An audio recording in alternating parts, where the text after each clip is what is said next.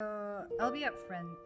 To me, October was just, yeah, sure, it's Breast Cancer Awareness Month, but because I personally was not touched by it, to me, it was just like, oh, okay, it's just another event, right? You have the pink ribbons, you have like buy all the stuff to support, and I was just like, okay, this is nice. And ironically, the week before my mom passed, I was actually designing like little magnets for another project I was working on for breast cancer. Actually, yeah, last year, almost to the day, we found out that our mom had breast cancer, and she had hid it from all of us. And when she went to hospital, 4 days later, she passed on.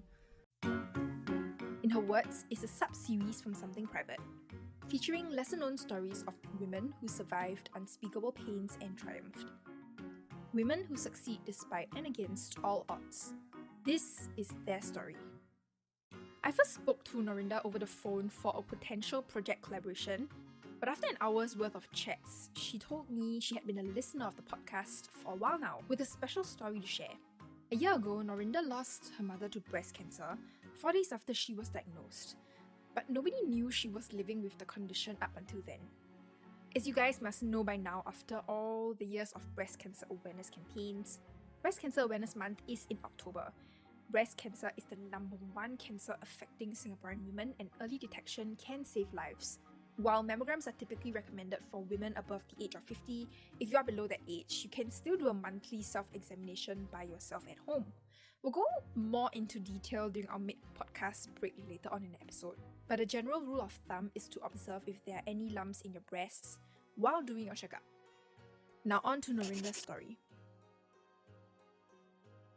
Hi, I'm Noorindah. I'm 36 this year. Last year, almost to the day, we found out that our mom had breast cancer, and she had hid it from all of us. And when she went to hospital, 4 days later, she passed on. So it was really tough for everyone, and that also actually inspired me to start this new project, Shy and Curious. And I hope this is a story that lets people find out more about going for checkups, but also just to appreciate who they have. Let's go into your relationship with your mum. So I think maybe what you can do is to tell me a bit about like the makeup of your family first. So do you have siblings? How's your relationship like growing up with your mum? Like, were you guys close? You know, like how every child has like a favorite parent. Is it just me? No. Okay, I had a favorite parent, and sadly, it wasn't my mom. so I think that was kind of why we didn't have the easiest relationship. So I'm the eldest, and then I have a younger brother and a younger sister. My dad. So I guess a little bit of background is we're not the typical Malay family. For example, my mom is Malay Muslim. My dad is Chinese, but he was adopted by an Indian family. Interesting. So when we were growing up, we had this mix of like Hindi music and background, Malay songs, dramas, whatnot. So we were kind of liberal in that sense. Like, we weren't strictly religious or whatever. Because I guess I was close to my dad. I found him easier to talk to. And my mom was really strict. Like, she was a stay-at-home mom. So basically, after she married my dad, she had me, then my other siblings, and she pretty much sacrificed, who she was to just be a mom. But it was something that she wanted. Like growing up, she always said that she always wished she was a mom and a wife. So that was pretty much her in a nutshell. At first I thought I was very different from him, because I couldn't see myself as a housewife. I had really big dreams. I wanted to go overseas and study and work. I've always felt like Singapore's nice, but it's a bubble and I need to get out. And she had the opposite idea, of course. So even when, like, for example, after JC, I told her, like, I want to go to New York. And even on the plane, she was crying. So we ended up, it was me and her, we're like flying on the plane, and she's there for my orientation, and she would not talk to me on the whole flight. She just like sat in a corner, and then she covered her face, and she was like sobbing because, you know, she was telling me like, I don't understand why you want to leave us, you know, just go to school here, go get a job, go get married, you know. Why do you have to do all these things and let your parents? So there was definitely that sense of like, I was a little bit selfish for pursuing things outside of the norm. And looking back, I realized she was just saying it out of love and fear. Yeah. So sometimes there's a bit of guilt, but you know, I'm talking a lot about like her naggy moodiness. Yeah. But on her good days, she was really my best friend. Like, we would be gossiping.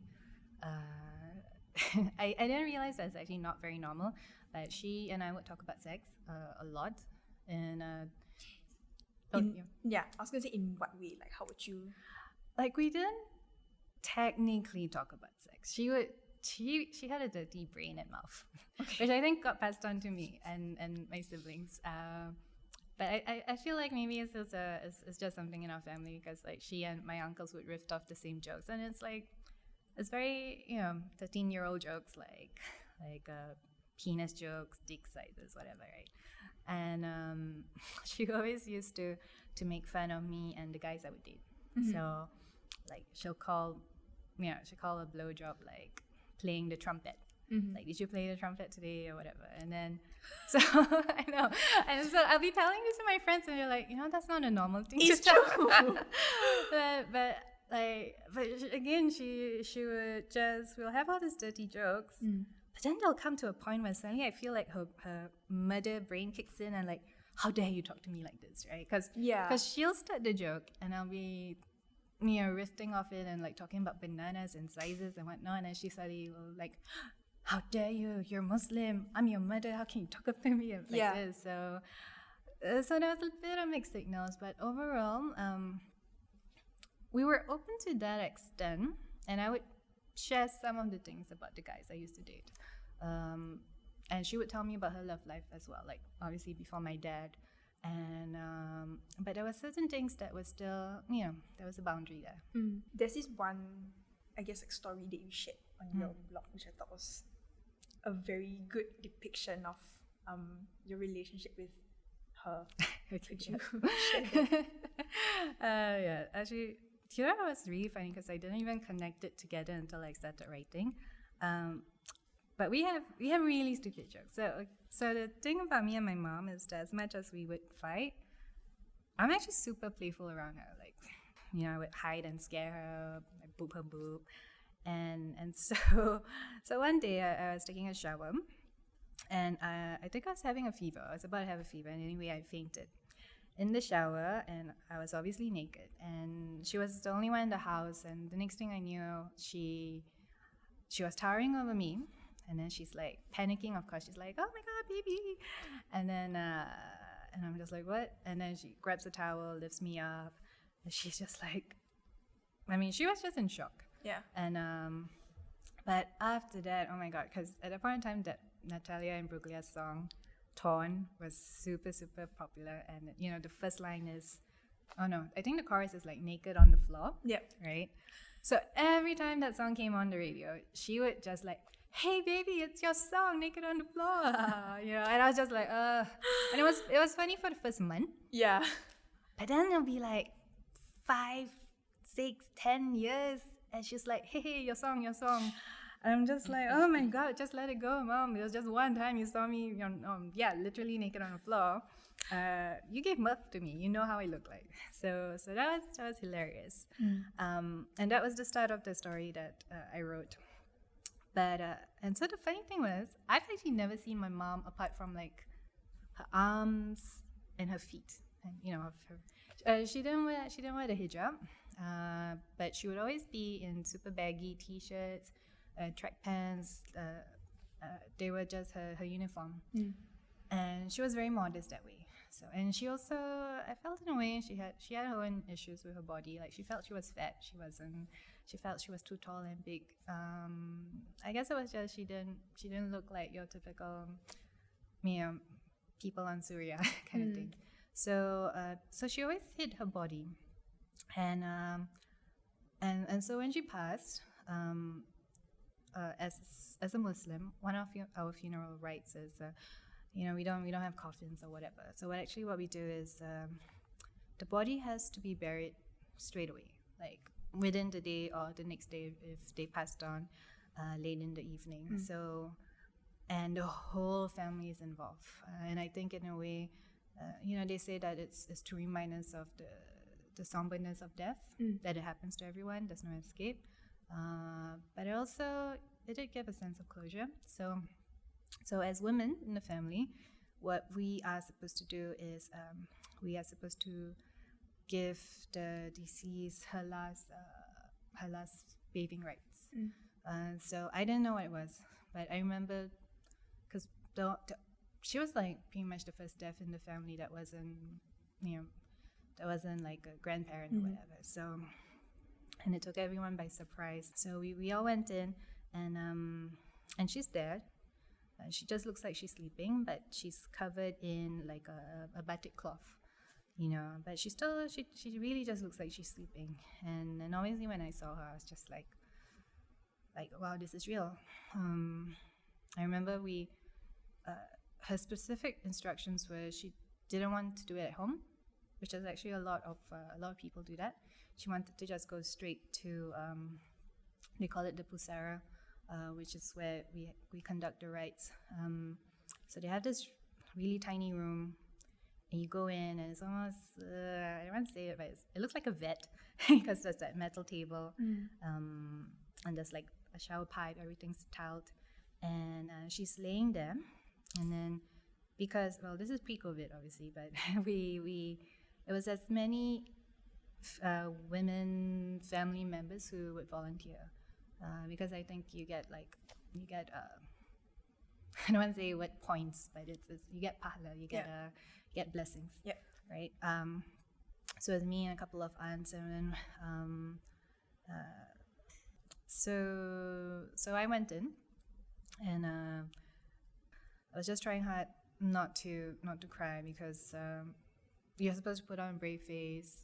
Your tears are supposed to it would have soiled the body, because the point of getting cleaned up is to be your best, because you literally have to we shower you kind of thing. So we have little bars of soap there, and then as the women gather around, we lift the cloth, but we're not allowed to see under, so we just wipe her down, and then the lead would be like, turn her over, pick her hand up, and I know they always say that when you die your body gets heavier with sin, but you're just super heavy because you're dead, and she was like we had 3 women on each side, so we had to lift her, and all I could think about is just do not drop her, do not in a way it was my last act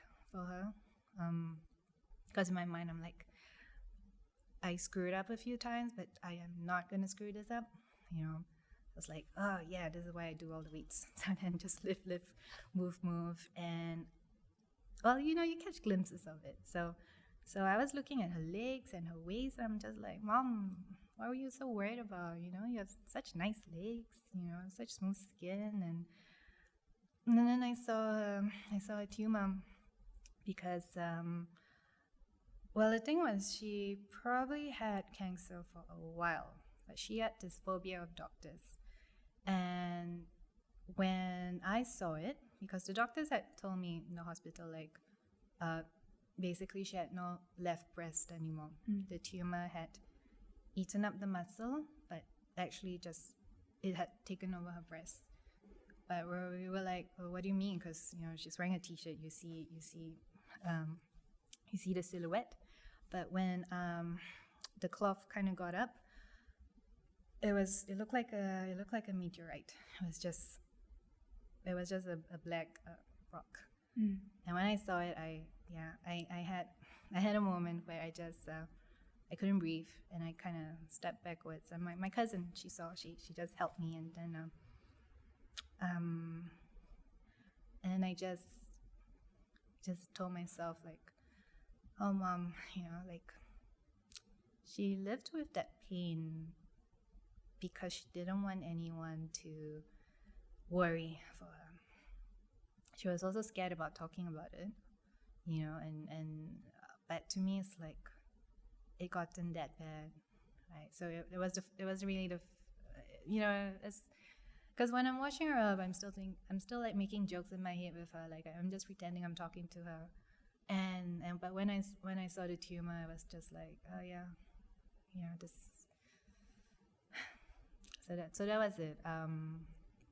And so the funny part was at the end of it, she gets wrapped up in white cotton or white cloth, and they kind of cover her up a little bit like a mummy, and then it's not a bowl, but basically they kind of tie her up. And I could hear her voice in my head going like, oh my god, what is this? What is this? Like I look like a babushka. Like I don't know if it was my mind trying to like make things all right, or it really was her. I want to say it's her, because it was exactly what she would have said, but she just like all those years I didn't wear the hijab, and now I have to wear this. So it was hilarious. There were some funny parts during the funeral. I mean, yeah, I was still crying my eyes out, and I was so tired, but I felt like our jokes kept us going. And then they put eyeliner, and then they put a little bit of lipstick, and lip balm, and they put some perfume, and then that was it. And then but the hardest part was when it was all done. I mean, she was beautiful, right? She was gorgeous, but she had to stuff her nostrils with the cotton. And when that was in, I was just like, fuck, she's dead, And and that's when I had to like leave the room, and everyone else came in to kiss her and everything. I came in later again to kiss her before they laid her to rest. But that was the hardest thing I've ever done. But I was so you asked me to do it, I would do it again and again. Like, I never really understood it at first, but it felt like closure. It was also like just being with her one last time. And it was an honor. It was an honor to do that. So I wrote about it. And then, well, I didn't think about it then, but now it's just like, see, I get to see you naked finally and laugh back at you. So that was it. I was gonna ask you to elaborate on like when you realized that something was wrong with her, and how she like. So my mom, like I said, she's very moody, but she also, she had her habits, right? So for example, if she gets sick, she will not visit a doctor. I have not seen her at a doctor at all. So instead what she does is she'll just hide out in her room, and she'll say, oh, she'll sweat it out, right? Lots of water. She won't really eat much, and she'll just sweat it out. And then 3 days later, she'll emerge as she's back to normal. So she was always physically strong. So like, I want to say it was like 2-3 weeks before, she was a bit run down, and she would just hide out in her room. She'll come out, she'll cook or whatever, and then but she would always be hiding in her room. And at that point in time, my sister and I, we just thought she was depressed. I was actually staying at my boyfriend's, and I'll come back home once in a while.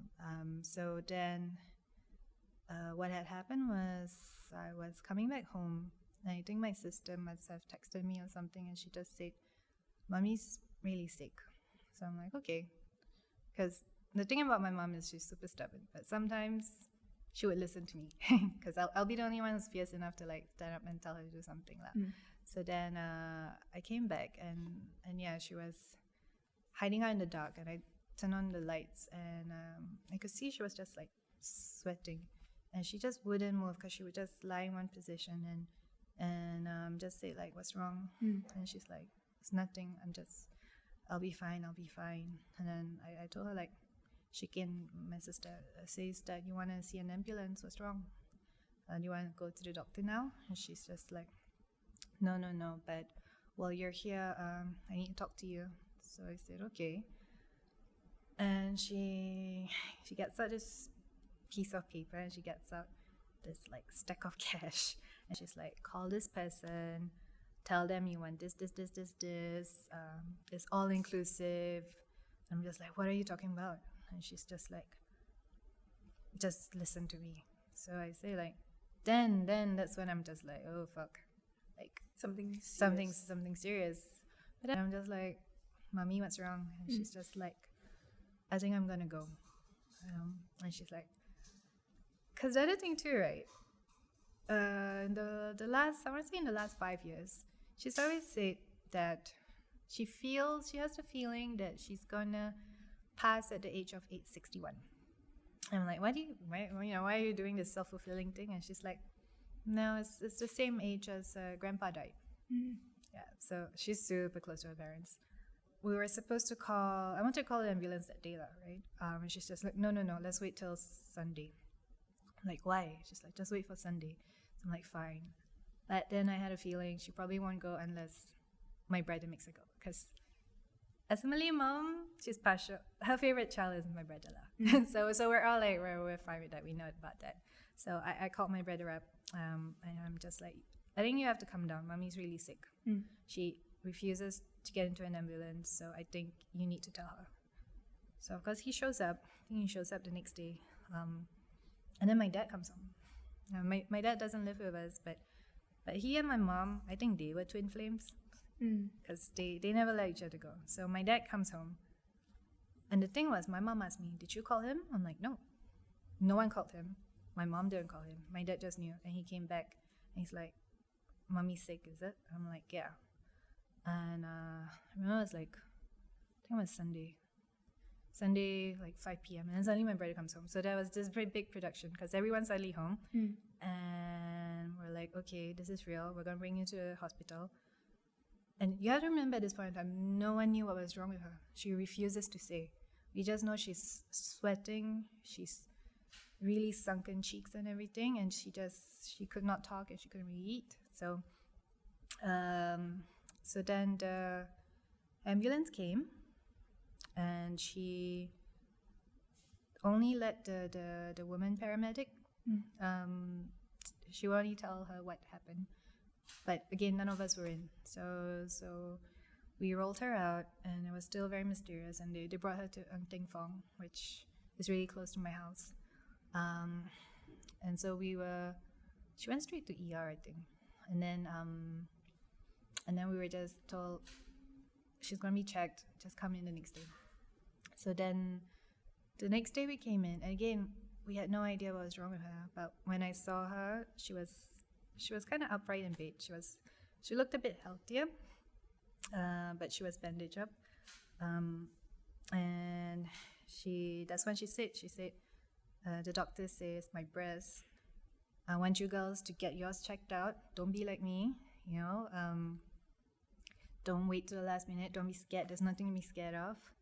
And she was actually in really good spirits too, because then she got really excited and said, yeah, so they've done all the checkups, and this morning they had like a round of interns coming over to check me out. So the minute she said that, in my mind, I mean, on the surface, I'm like, oh, mom, that's cool, because to her it's an exciting story, but to me, I'm like, a round of interns came in to check you out meant it's probably a case that they've never seen before, right? Or something's really serious. Yeah. Because then she starts describing that they basically asked her to, they checked and gave consent, everything. She was comfortable with it, but they wanted to see her breast. Okay. They wanted to touch it, and they wanted to basically see the textures. And I'm like, there must be something really wrong. Yeah. So then the doctors wanted to see us, and basically I kind of took over the role of the parent. Yeah, because my dad emotionally he was distraught.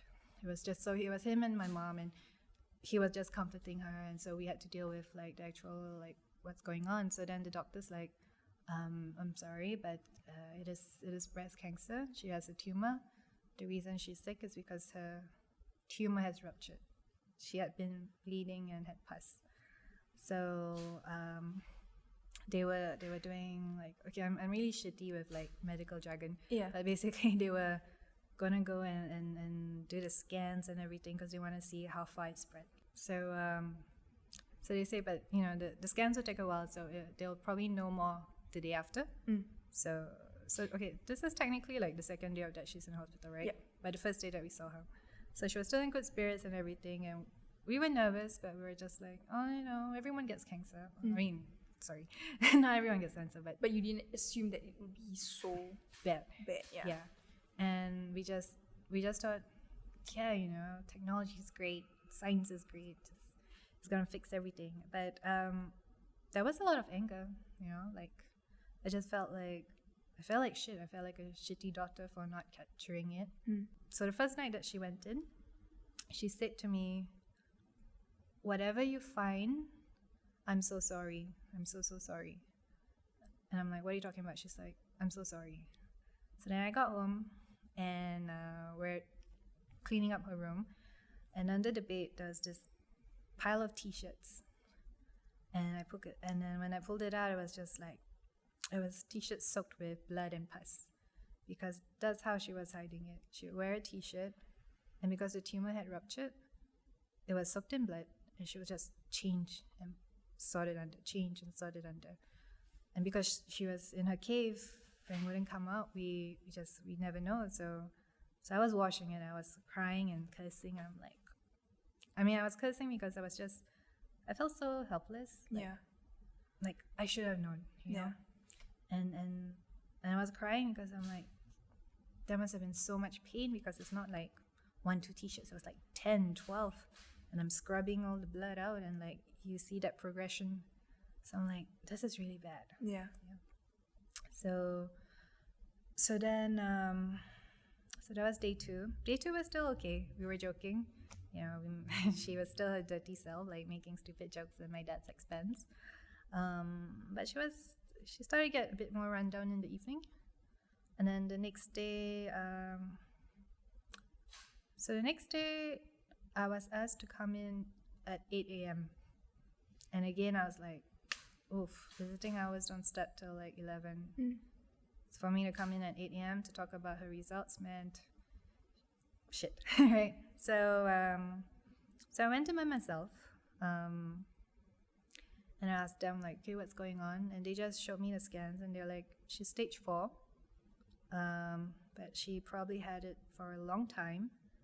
And, you know, they were asking me questions like, well, she has ever gone to a doctor? Like, how, you know, in a way, it's like, how did it get so bad? Yeah. But they weren't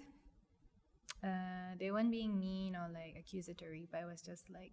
They wanted to know, yeah. right? Yeah. And I told them, like, she's super strong.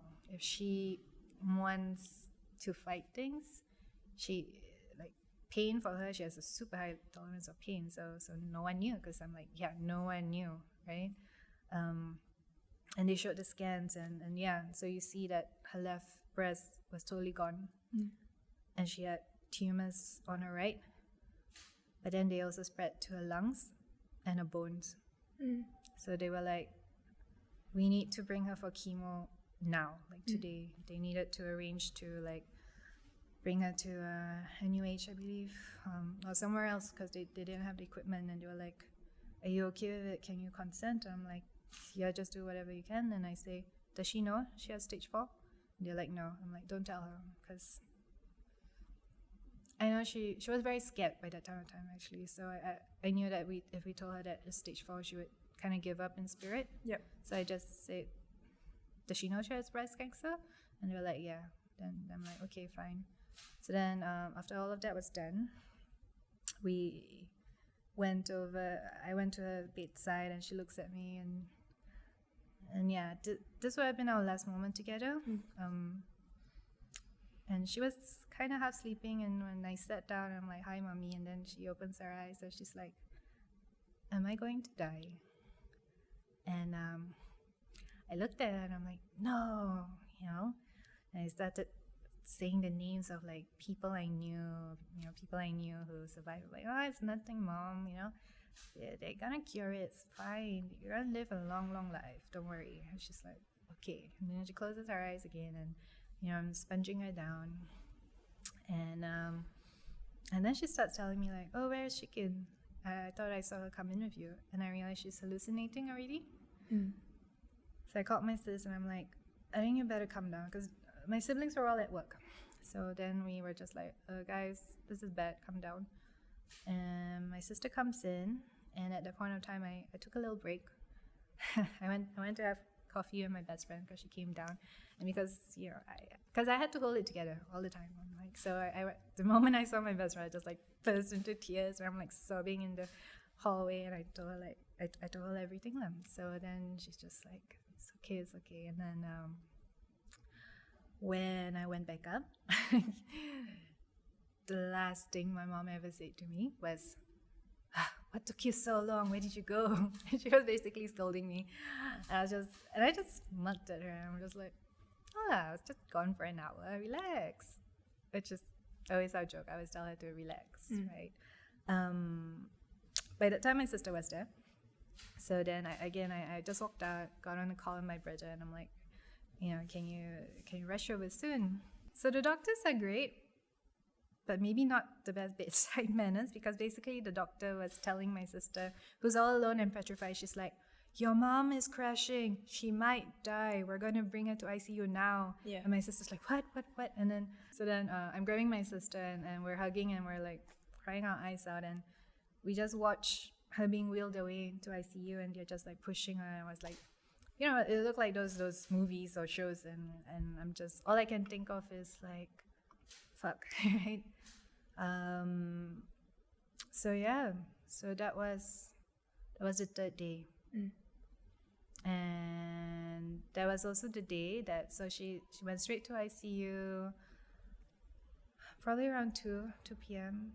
And at that time, I knew I had to start telling the relatives that Mommy's in ICU. But yeah, so when she crashed and we got the relatives in, that's when the doctors got the siblings for a conference. I remember we were at the ICU, and then they just had this room, and the three of us just sat together, and we looked at each other, and we're like, we know this is really it, right? And we're like, yeah. Then obviously the doctor comes in, tells us like, we think she has, at first they were like, we think she has maybe a few days, right? And then and they said that it got complicated because her lungs started to have water, and they really couldn't do much because she had too many tumors, and they were so afraid that if they did this, it'll complicate that. And by that time my brain's just like, like I do not understand any of this, but all I knew was that she's gonna go, right? And then that's when I had an aunt who came in, and she was crying, and she's like, oh, by the way, tomorrow is your grandma's death anniversary, 10/10. So then the minute she said that, my siblings looked at each other, we're like, oh crap. Because then when we're alone in the conference, and after the doctor's like, yeah, she has a couple of days, so just spend as much time as you can with her. And we look at each other and we're like, we think Mommy's gonna go tomorrow, because it's 10/10. Yeah.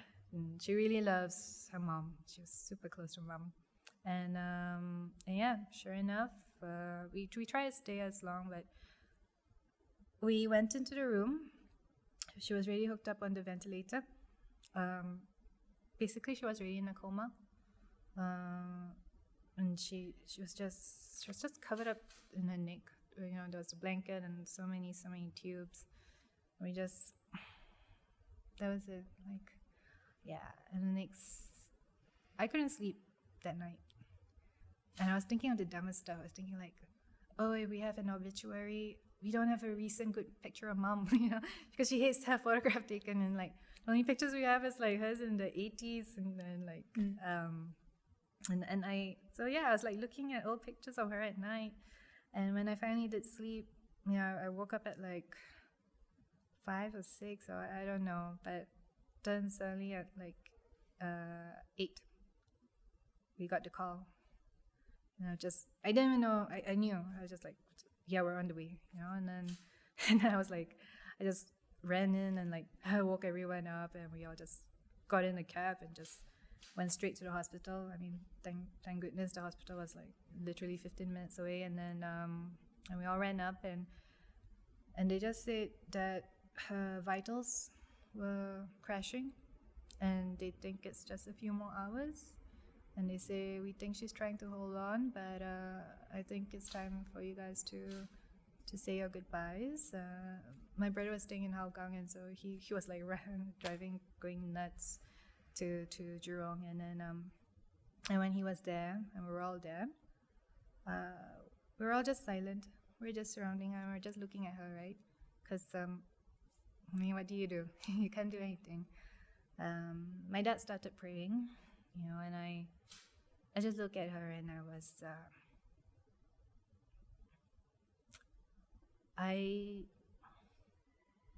there was this weird feeling to just go and kiss her on the cheek, and to talk to her. And I got that nudge, and I kissed her, and I said in her ears, and I whispered, it's okay, we'll take care of it. You don't have to hang on. We're gonna be all right. You should rest. I said, like, don't worry, we're gonna be okay. And then after that was my brother and then my sister. And we all took turns to just kiss her and whisper whatever it was. I mean, I don't know what my siblings say, but after that we were like, yeah, we kind of say the same thing, which is just like, Mommy, please take a rest. Because we could feel that she was still holding on, because she was so scared for us. And this is the part that I always remember, because I had that second urge to just go and kiss her again. So I kissed her, and I whispered in her ear, and I said, 5 more minutes.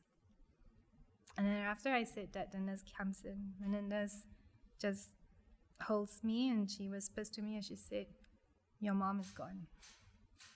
And I'm like, what? And I just collapsed. They brought a chair, and then, because everyone else in the room was like, what?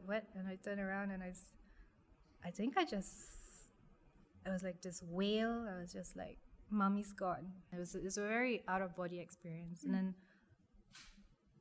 And 2 minutes after that, my uncle comes in with all the brothers, and I just like, Mommy's gone. And then suddenly everyone else took over.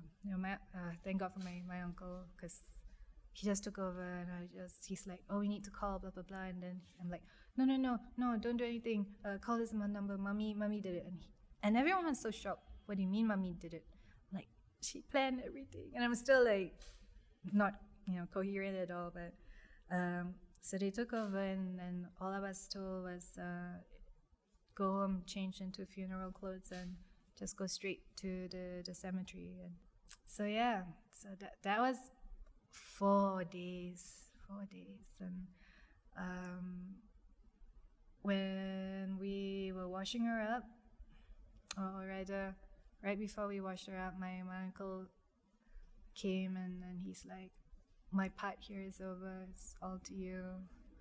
And it felt very ceremonial. When they finally buried her, because as women, our role is washing her up, but as men, they do the literal heavy lifting. So they carry her, and they all bring her down. So it was my brother's turn. So he lifted her into the plot, lay her on her side, made sure she faced a car, and then that's when the soil gets planted, I guess. And all that time, it was just my siblings and my family. I want to talk a bit about I guess like your feelings after the funeral, like procession and everything, right?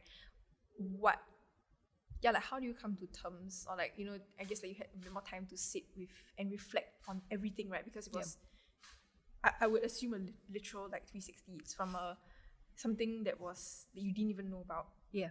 And then a couple of days later, I guess like I would say something quite life-changing took place, right? So how was that like for you? How do you come to terms with like processing your emotions and handling yourself? Yeah. Well, you know, like I said, it was the first death in the family. Yep. Like that we can remember, that we can process, right, as adults. And yeah, I've never had anyone close to me pass on, so there was no rule book. You know? The hardest day was the next day. The hardest day was the next day because, you know, you go to sleep eventually, and then when you wake up and you're like, okay, wait, was that a dream? And then it hits you. And I just remember opening my eyes and it was like 8 a.m. And at first I was still like in that hazy, like, okay, what happened? And I'm like, mommy's gone, right? And then those words come in, and then I just watched the clock go, and it's like 9:05, and I was just like, you know, and it's really dramatic kind of framing, and I'm like, okay, what would mommy do?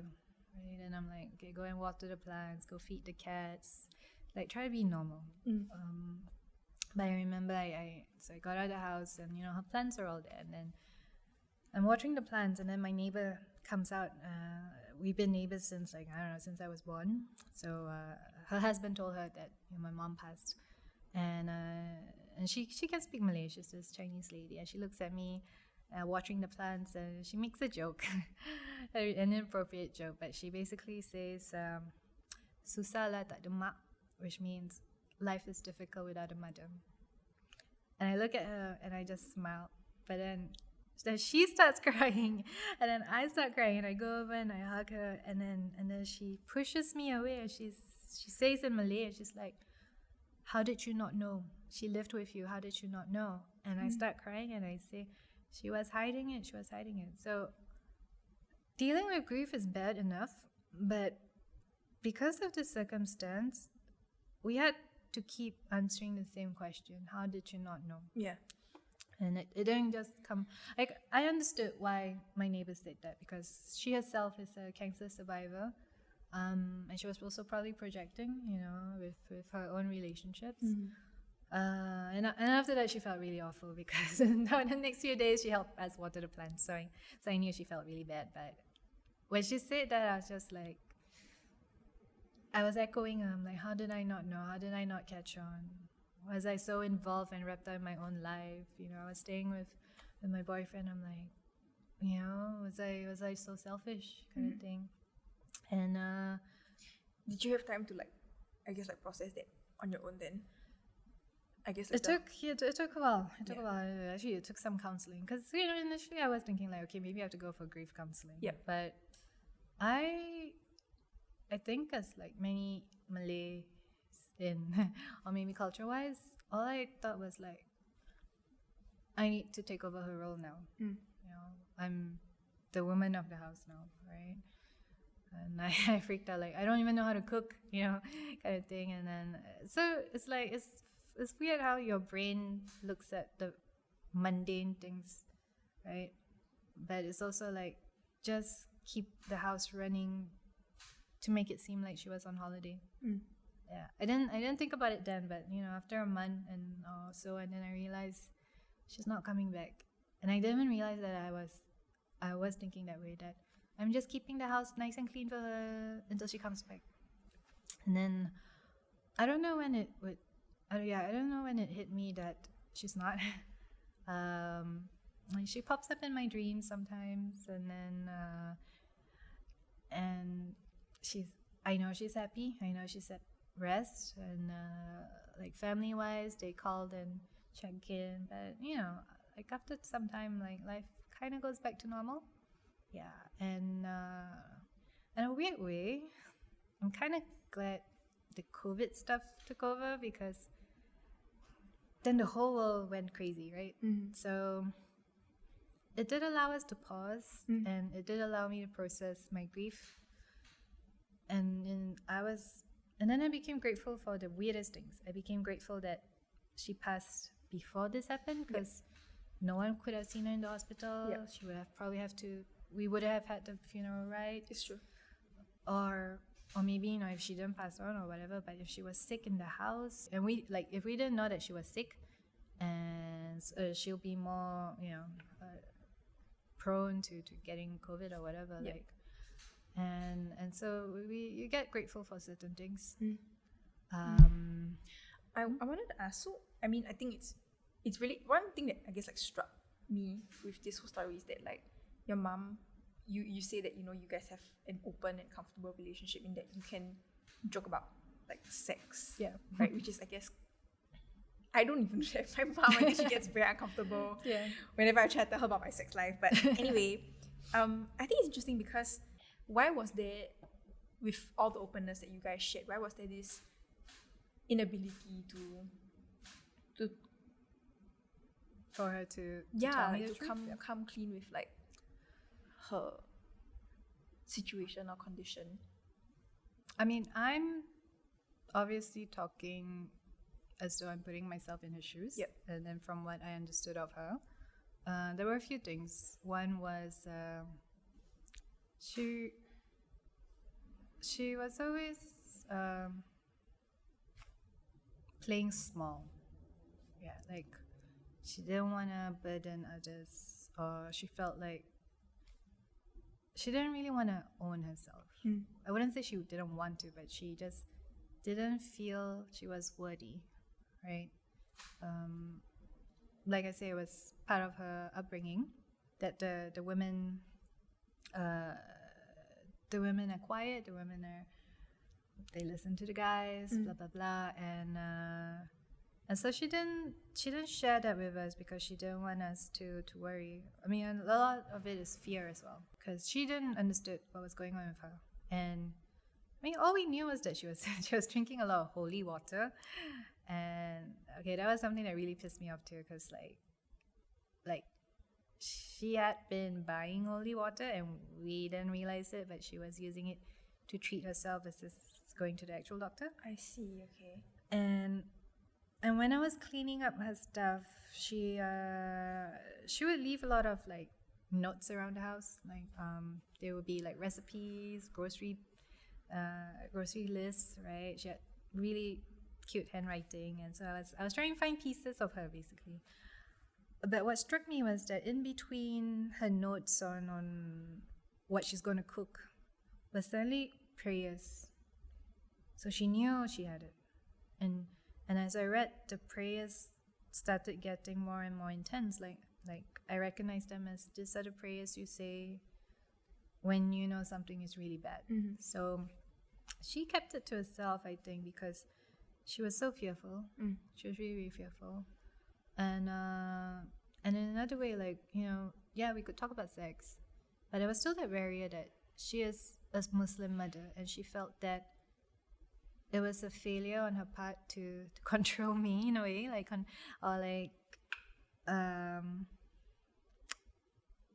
I mean, obviously I'm not a strict Muslim, or, you know, I don't really follow the cultural norm. So as proud as she was of me, there was part of her that felt like she failed as a good Muslim mother. I think there's shame and disbelief. I don't think it really registered in her that this was happening to her. And there was shame that, I mean, it's breast cancer, so, and as a woman, you know, it's breasts are part of intimate part of the body. Exactly. And she felt like, well, you know, she was divorced and her kids are leaving the nest. What else does she have? And as a woman, like, you know, I feel like in a way she probably internalized it as she had some she failed, you know, because it's something that we would have discussions about. Like she would feel like she didn't do enough to stay married, or yeah, that was tricky for her, you know. And as kids already, she already felt like she wasn't able to guide us on the more religious path. And then when she got breast cancer, I think she probably felt like, oh no, who is she? Like, Yep. yeah. We're lucky in our generation. We just For sure. we know we're more aware, we're more exposed. For sure. But we can say what we want to say and not feel beholden to someone else's judgment. And I feel like that wasn't the case with my mom, and I felt like that was holding her back, honestly. And like, for example, I always, we always call her mommy, right? We never really call her by her name. And likewise, I just felt like her role was always either mommy or like the wife, and she wasn't given room to explore something else. Like, in light of like Breast Cancer Awareness Month, do you have any nuggets of wisdom or like any Nuggets of wisdom? Wow. like any like reflections that you like to share? So I'll be upfront. To me, October was just, sure, it's Breast Cancer Awareness Month, but because I personally was not touched by it, to me it was just like, oh, okay, it's just another event, right? You have the pink ribbons, you have like buy all the stuff to support, and I was just like, okay, this is nice. And ironically, the week before my mom passed, I was actually designing like little magnets for another project I was working on for breast cancer, right? And when it actually happens to you, you're like, oh shit, like this is real. It can happen to anyone. And why have I not been checked out yet? And then when you start to try to find the literature on it, there's a lot of good resources, but it's also like they'll say things like, well, actually you can only really do a mammogram when you're like 40 and above, etc. And I mean, even now I'm still researching because so we decided that in October, like on behalf of my mom, my sister and I are gonna go get checked out and make it like a ritual, right, to just also deal with the grief and stuff. And so I just think that it's really easy to just dismiss stories like this as, it's not going to happen to me. Because I was guilty of that. And then when it really hits home, you realize, well, it's not just the impact on you. It's the impact on family. It's the impact on friends, right? And it's... Exactly. Yeah. And even if, let's say, you are fearful, I would say it's worse to just be in the dark and to deal with it yourself. And that's the other thing too, like don't ever feel like it's a burden to share. That's what family is for, that's what friends are for, right? You are worthy of being loved and being taken care of, And I think as women we all like to fall into like, oh, we take care of everyone else. And then when it comes to our turn, we're just like, like, why bother? Like, no, I don't. It's okay, And then, but no, just go get it checked out. And even if you can't go for a mammogram, just do your self-examinations. There are videos out there. You can Google them. They're still safe to watch. But I would also say that don't, because I have the tendency to be anxious. So, you might hear about friends or family who have it, but don't let it make you paranoid as well. So it's really better to just live with the ease of mind that I've done my checkups. I know my family's history, but still, carry on with life because there's so many survivors, right? So many survivors, and there are still my mom passed, but there's still so much good that came out of it. She's still teaching me things even beyond the grave, right? Like she's still kicking my ass in its own way with like all these lessons you learn. So it's in this past year, I would say I've changed. I've changed a lot. Definitely, I'm more grateful. I'm also better at boundaries. I'm better at realizing that, hey, I need to take care of myself better. So in light of breast cancer awareness, I just think that just don't be fearful. You're taking care of yourself. This is totally normal. Just go do it. Thanks for tuning in to this week's episode. If you guys didn't cry at least once, literally. Special shout out to Noorindah for coming on our podcast to share about her experience. If you guys want to check out her website, it's shyandcurious.com, where she shares about love, relationships, sex and wellness as well. That's all for today. If you like our podcast, please subscribe to us on all the various podcasting platforms and share us with your friends, family and loved ones. See you guys next week. Tune in to the full episode on Spotify, iTunes, Google Podcast, or wherever you listen to your favorite podcast.